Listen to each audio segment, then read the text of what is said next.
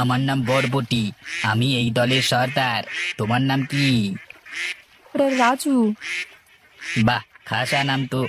আরে অত দূরে দাঁড়িয়ে রইলে কেন? এগিয়ে এসো, বসা যাক। একসাথে গল্প গুজব করা যাক একটু।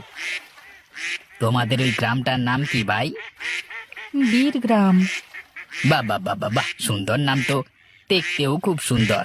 আকাশ থেকে এই রূপালী বিলের ধারে তোমাদের ওই গাছে ঢাকা সবুজ গ্রামটাকে এমন চমৎকার দেখাচ্ছিল যে আমাদের খুব ভালো লেগে গেল।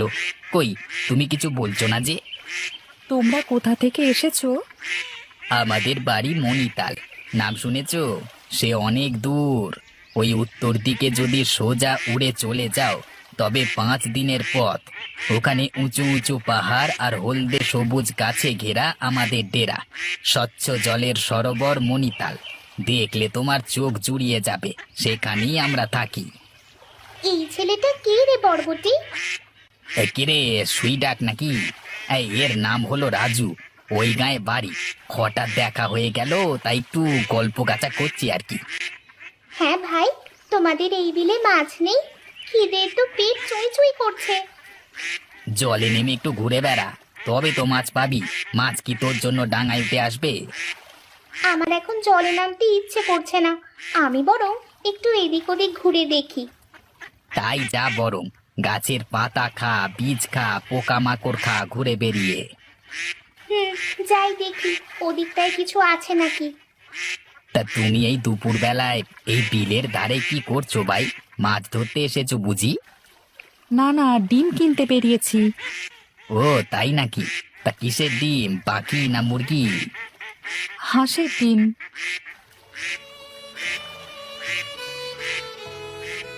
কি সর্বনাশ! ওরা যে আমাদের দলের 4 জনকে তুলে নিয়ে গেল। মানুষগুলো তো মহা পাজি দেখছি। কি করবে ওরা ওদেরকে নিয়ে গিয়ে? পুষবে নাকি? কেটে মাংস রান্না করে খাবে। কি সর্বনেশে কথা! রান্না করে খেয়ে নেবে? না না, এটা তো হতে দেওয়া যায় না। কিছু তো একটা করা উচিত। আচ্ছা ভাই, তুমি কি কিছু করতে পারো? তোমাদের গ্রামের লোক বলি তো মনে হলো। তুমি একবার চেষ্টা করে দেখো না, যদি ওই হাঁসগুলোকে বাঁচানো যায়। আচ্ছা দেখছি, আমি ওদের খুঁজে নিয়ে আসছি।